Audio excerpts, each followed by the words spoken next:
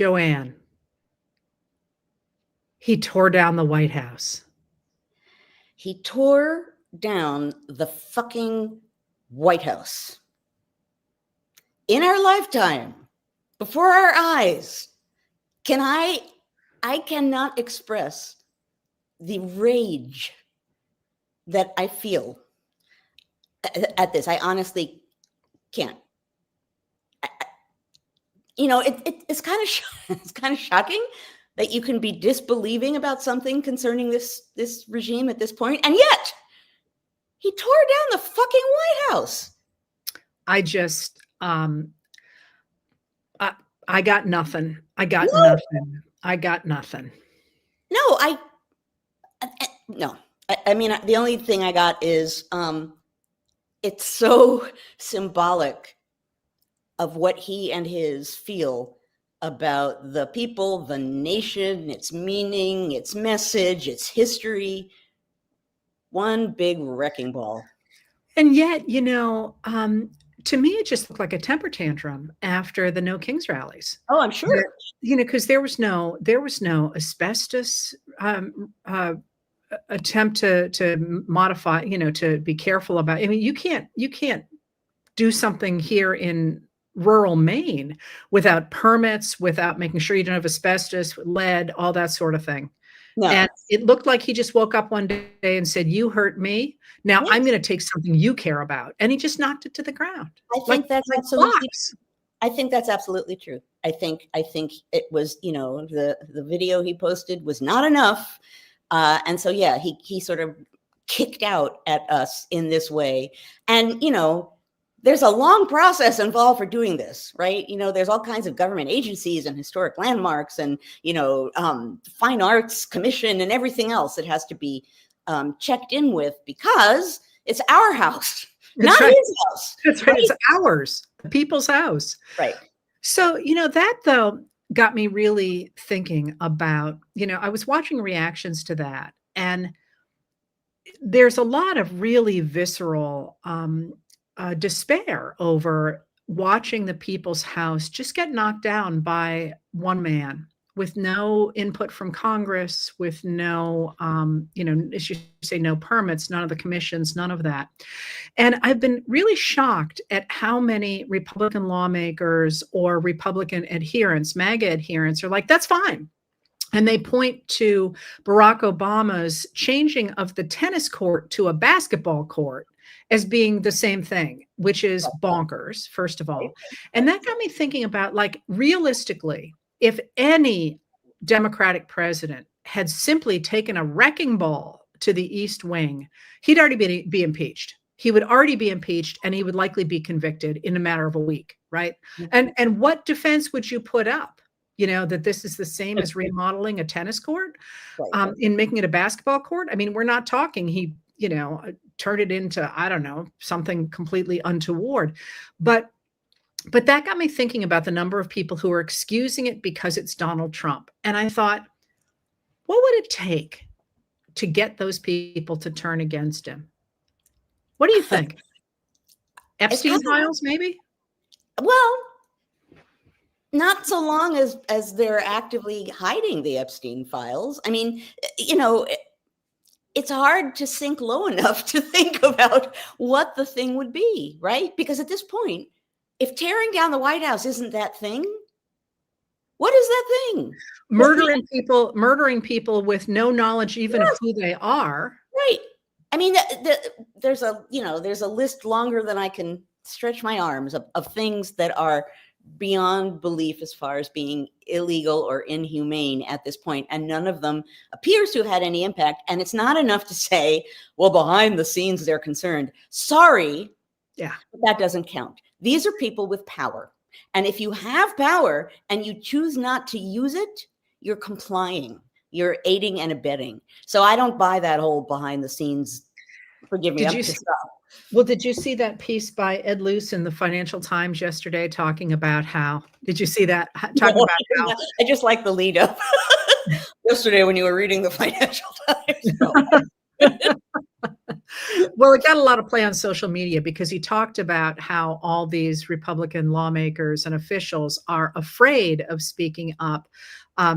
They're all appalled, but they're afraid of, they're physically afraid, they're afraid of losing positions or whatever. And that was my reaction as well. All I could think of, you and I have talked about this before, about people who didn't sign up for this and who were standing in the way of this administration. And all I could think of was the woman standing in front of an ICE vehicle. I think she had a blue dress on. My eyes are actually bothering me quite a bit, so I couldn't see much about her, but I think she had a blue dress on.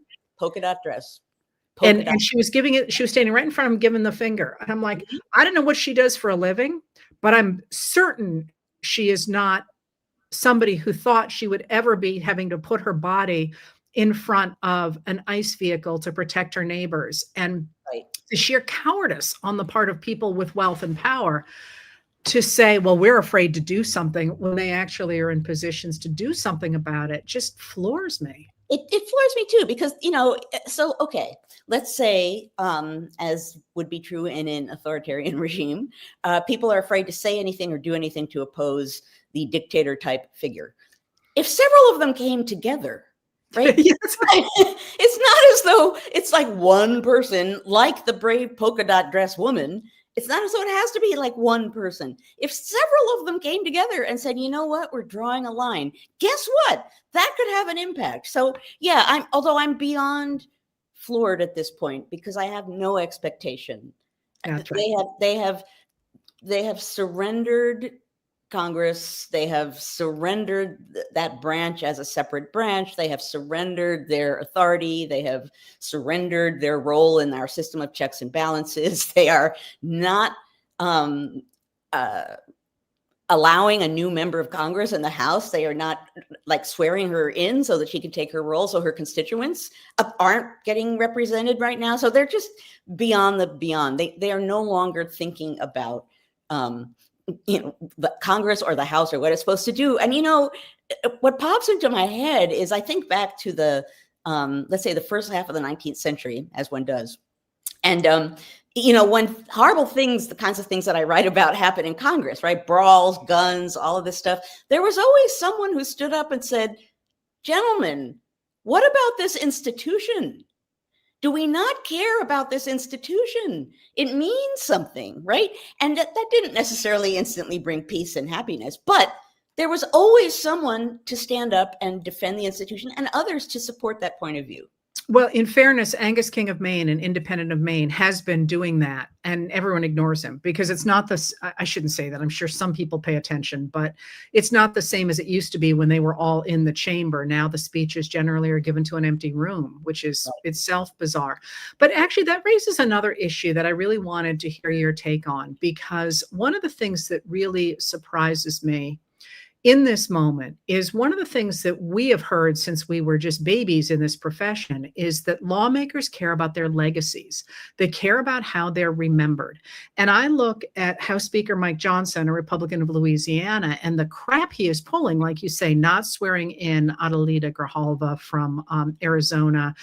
Basically, the House hasn't been in a working session since about September 19th.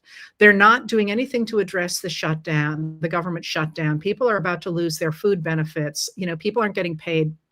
And he just sits there looking like, an elf on a shelf. And, once you see it, you can't unsee it. Let me tell you. No, that will never leave me, Heather. I was at a store the other day and I'm like, whoa, and I got it, right? But like, when you think about this nation and about the history of Democratic and small r Republican government, how we're remembered really matters. And I was wondering, you think about, what did the framers and the founders of this nation think about the role of memory? And I guess, you used to talk about the mushroom men who were unknown. I guess, how did they think about legacy? And I can't wrap my head around the idea that they are writing themselves into the history book as quislings at best. I know. And of course, you can explain it in part by saying they never think about history in any way at all, right? Like they're not even thinking about legacy because they're, too busy erasing history. So, I mean, I suppose you could say their relationship with history is a little shaky. But in the founding period, they were, first off, educated to believe, they all read Plutarch's Lives of the Greeks and Romans, and they were taught that the most honorable thing that you could do was to be a statesman, to help found a nation. That was the thing. And then they all grew up to be in a generation where they got to do it, right? So this was kind of amazing. They understood that they were having an amazing kind of moment. So they understood during their lifetime the importance of what they were doing, and to a degree that they were founders. So that whole generation of actually not just elite people, that whole generation had an understanding that they were doing something that was precedent setting, that was different, and that it would go down literally in the history books. They talked about it all the time. My favorite example of this is there's a letter from, I'm not going to remember the date, from John Adams to Thomas Jefferson in their old age. And Adams is marveling at the fact that the local postmaster wants to read their letters to each other, right? And he says something like, they already want to know what we're saying to each other because we're already these sort of legendary founder type figures. And then Adams says something along the lines of, those of you who might be reading this letter, he's already addressing posterity, right? But you're absolutely right that in a government that is, and I know I say this every week, that is grounded on us. It exists for us. We are the authority for it.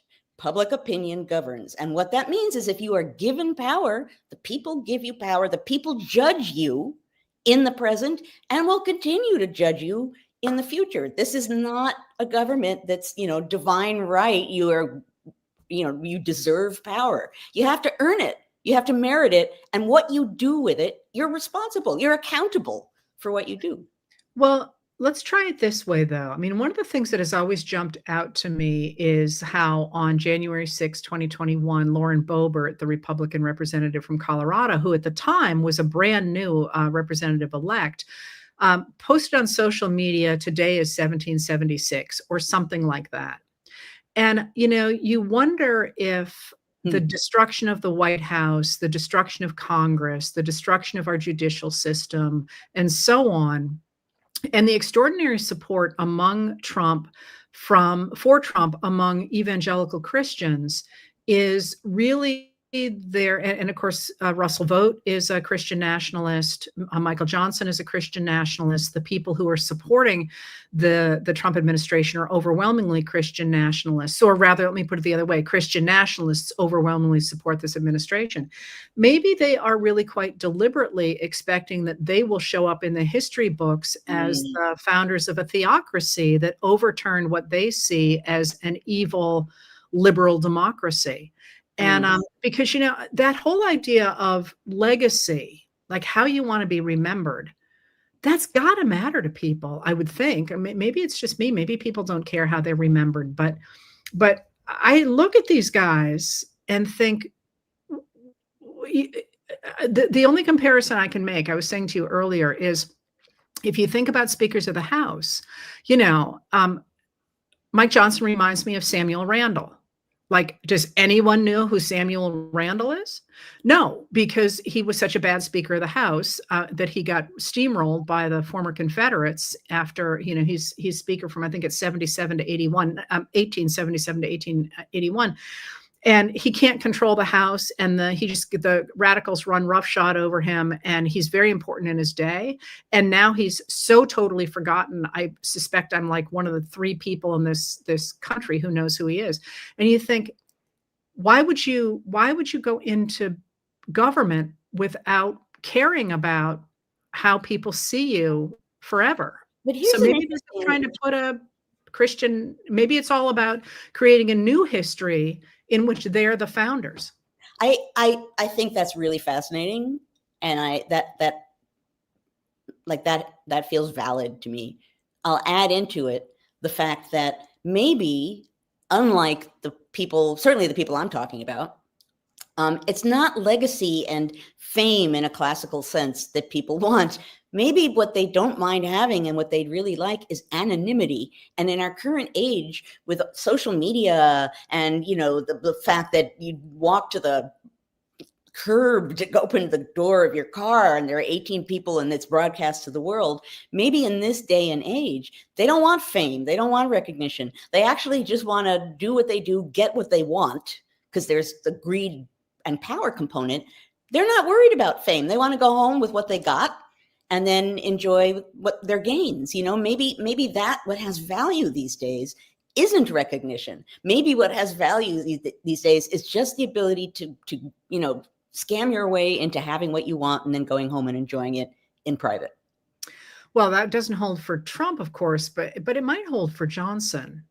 And I don't know, that makes me think then of Mitch McConnell, the former Senate Majority Leader, who, you know, I was fascinated by him because I couldn't figure out what his goal was. I mean, he was clearly trying to destroy the modern American state, but he theoretically represented Kentucky, for whom he never did anything.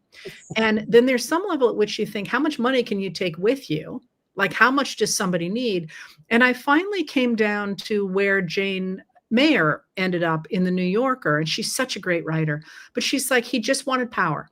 He wanted to be the person who, when he walked into the restaurant, people whispered and the heads turned. And I thought, damn, what a cheap way to sell your soul, basically, the brief time you have on earth.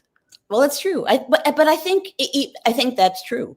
I think, generally speaking, we're talking about people who want what they want when they want it.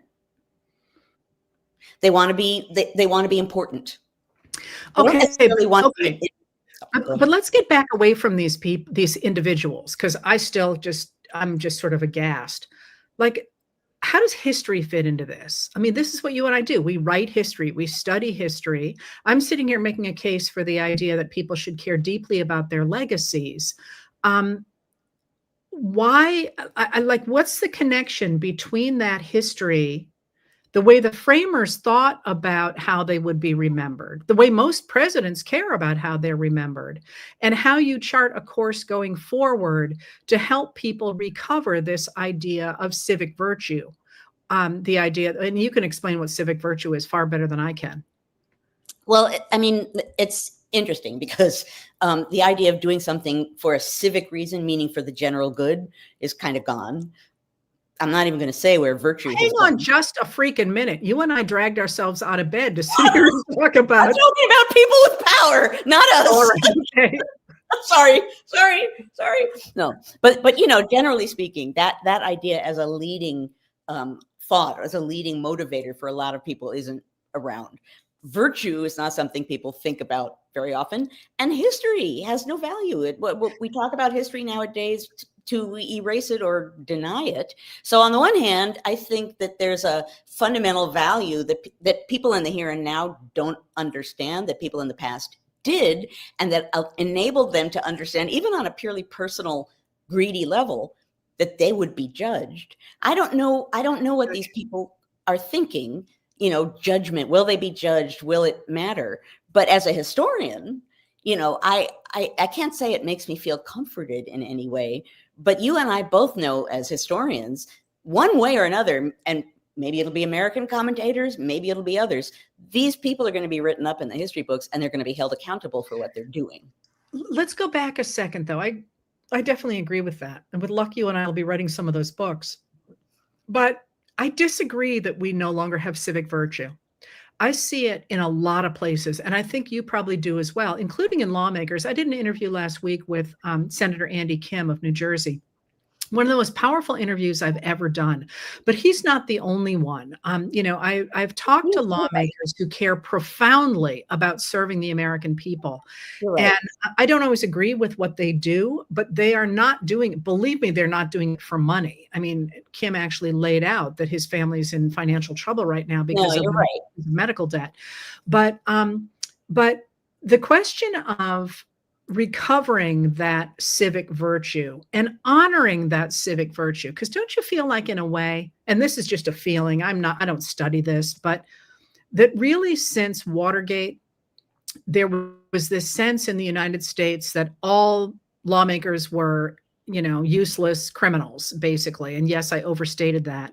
But you wonder to what degree it's important to recover the idea that we actually did have people who cared deeply about civic virtue and continue to have people who care about civic virtue, That's true. even if we don't always like what they do.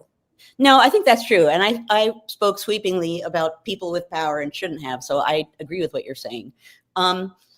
I mean, it's an interesting thought, right? Was Watergate the equivalent of the apple in the Garden of Eden that, people, we took a bite and then suddenly lawgivers, politicians were, not just flawed, but criminals? I don't know. It's hardly the first time in American history that was revealed. No. Oh, I'm sorry. No, the first time was Eisenhower, the U-2 incident, when Eisenhower had lied to the American people. And then the Russians came out and said, actually, we have all this evidence. And Eisenhower basically went, okay, you caught me. And that was a really big deal because previously there had been the sense that presidents wouldn't lie, George Washington, right, and all that. But I think what makes Watergate different is that journalists especially got a lot of accolades for going after a corrupt president, and it coincided with Vietnam. Mm-hmm. So the number of people who said you all suck was really, really broad. And that, I think you and I both would agree that broad brush, you all suck, is simply wrong. But you think about what I'm trying to add in here is the layer of history and the role of historians in saying, yeah, I didn't agree with somebody. Who should we pick on? Well, one of my favorite guys, although I'll pronounce his name wrong, a senator from South Dakota, James Aborsek. That's not how you pronounce it. I'm sorry, you South Dakotans. He did a hell of a job trying to solve the 1973 Wounded Knee standoff. And, I don't know what else his record looked like, but that was pretty brave what he did and how he did it. And maybe we should be calling that out more to remind people that civic virtue matters.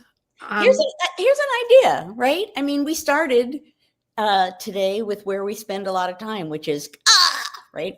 But maybe we should spend some deliberate time calling out the people doing the right thing, praising the people doing the right thing, highlighting the fact that it's the opposite of what I just said a little while back, that there are people who still care, that there are people. And we've been talking a lot about power holders. Of course, if you spread the net wider and you include Americans generally, of course, people care, right? I mean, that's the message we keep coming back to week after week. We care. It's why we're outraged that the White House was knocked down. We care. We care about the nation. We care about what's going on. We care about what the nation represents as Americans, as citizens. So yeah, I think that matters. But I think, throughout the first and second Trump terms, when some individual steps forward and does something like the lady in the polka dot dress, one person steps forward and does something notably resistant or strong or independent or powerful, standing in the way of an attack, but standing up for civic virtue. We all notice that. We all see that. And maybe we should give more energy to highlighting those people simply to emphasize the fact that civic virtue is still around, that it matters, that our country hasn't sort of, fallen into the depths of nothingness. But let me push now back on into your period. I think one of the reasons we've gotten away from that is the recognition that when you say something like that, someone says, well, yeah, but, and I don't want to pick on polka dot dress lady, but by definition, human beings are not flawless or we would be gods, right? So for every time you see somebody doing something great, you also see the fact that you can say, well, he was my big thing is we're all worried about people who were racist in the past, but seem to give a pass on everybody who was sexist. And, every time somebody says somebody was great, I'm like, you looked at his record on women, but how did the framers, did they just simply feel like private lives were private lives, or No, maybe here's how they squared that equation. They of course understood that people are flawed. James Madison famously says it in a Federalist essay, you know, that if all men were angels, we wouldn't need government. But that's the key. Hamilton too. Hamilton saw government. Hamilton definitely did not think people were virtuous, but he saw government as something to channel passions of people. Government. So the way you square that equation about there is virtue, but there isn't in some cases, what do you do? Well, it's channels, predictable, fair, just, stable channels of government are the way in which you at least steer things towards being good for the general whole. That was how they squared that equation. That was what they were doing, was dedicating themselves to try and figure out what those channels of power would look like. How do you steer power? In our current moment, we're not steering power at all. We're just sort of, you know, people are just sort of taking it and running with it. We've forgotten that, you know, government is about limiting and steering and shaping power, not just giving it. Joanne, I'm going to repeat that back to you to make sure I got it right, because I think it's really important. What you just said is that the framers believed that government was a way to channel people's positive attributes into a kind of civic virtue that would be good for everybody, right? And Positive and negative, yes. So, and get rid of the negative. And then you said, we're not doing anything now, and it's a free-for-all. I actually would argue that what the administration is trying to do now, and what MAGA Republicans are trying to do now, is the opposite: to channel corruption, pay to play, violence, and that kind of maybe begs the question, or maybe there's a logical answer. To what end? Obviously not to civic virtue, which is good for everybody, but instead to the good of, or to the benefit, I wouldn't call it the good, the benefit of cronies? Cronyism, oligarchs, just reshaping channels. I'm sorry, but how do you think about that logically and then say you're ushering in God's will? I mean, I am not religious myself, but I do not see logically how you say we're going for corruption, we're going for violence, we're killing people, et cetera, and yes, glory be to God. I don't know either. You know, and I'm not Christian, I'm Jewish. But I think about this all the time. Is how, like, I understand, you know, what Christianity represents and you know, the soul of Christianity. And that's some of these people who are turning their back on the poor and the needy, you know, not just turning their back, but attacking the poor and the needy.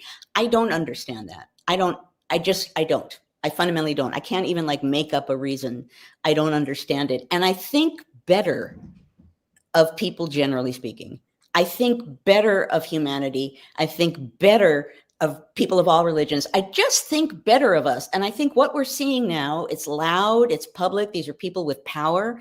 They're drowning out things that are happening around them. I think so much better than these people. These people aren't us, and they don't even want to represent us. That's one way that I think about the current moment. It outrages me because we should be represented and we're being spurned and they're tearing down the fucking White House, which represents a kick at us. But these people don't represent us. They don't even want to. We're bigger than that. In civic virtue, in our valuing of democracy, now that we understand how fragile it is, we're bigger than that. You know, amen. And that's a great place to leave this. You know, I think weirdly, and maybe not a surprise considering who you and I are, that you've brought us right back around to we the people and the construction of a government and a country based on we the people and the virtue in the common people versus a small cabal that's trying to just, you know, destroy that civic virtue and trying to impose their will on the rest of us. And I think it's really interesting how people in the streets of places like Chicago are currently screaming at ICE agents saying, get out of my town. You know, you're not one of us, get out. Right. And that othering of them versus what the administration is trying to do with the othering of us, Right. seems much more organic and much Yes. more a reflection of long-term American values. And that's how you get change. Bottom up, community up, people understanding on a local level, on a real personal level, what should be there and what shouldn't, what kind of authoritative, force and violence sort of coming down from on top. People recognize that you're not us. You're trying to enforce violence and shut us up and suppress us and deny us and silence us. People on a local level understand what that feels like. All kinds of people, and there are many people in American history who felt that more than others, but that's where change will happen. That's what we're seeing in Chicago. We're beginning to see it in New York with this famous polka dot dress woman. That's where change will happen. Just an advertisement here, not only for your YouTube page, as you call it, but your YouTube channel. But also remember, everybody, that there are 52,000 races on the ballot in the beginning of November. Find out which yours are. Vote for the people supporting democracy. Make a statement. These are going to be elections decided by turnout. Help the people who are getting the vote out for things like Supreme Court justices in Pennsylvania, and Maine's attempt. Leonard Leo is behind an attempt, the right-wing guy, to get rid of about 40% of voting in Maine by absentee ballot. So, turn out for that. That's running neck and neck right now because lots of people don't even realize it's on the ballot. Proposition 50 in California, gubernatorial elections in New Jersey and Virginia. Get people out there, get people turning out, because this is how change starts. This is how change starts. With you, with us. And with Blue Dress Lady. And with Blue Dress Lady. Yes. Well, thank you, Joanne. It's always a pleasure. I like it when we go new places. Yeah, likewise. I mean, we meander where we meander, but we really meandered today in, I think, a really interesting, good way. Yeah. Yeah. All right. On that cheery note, I'm going to get back to work. Okay. As I'm going to the farmer's market. Yeah, you're going to run to the farmer's market, right? Of course. Can I take a still photo of me going? All right, Joanne, let's do it again next week. Okay. That's right. We'll be in November. With any luck, the government will be opened up. Anyway, have the wonderful rest of your day and weekend. And thanks for doing this. And as always, it's a real joy. Love you, Joanne. I love you too. Right back at you. Take care.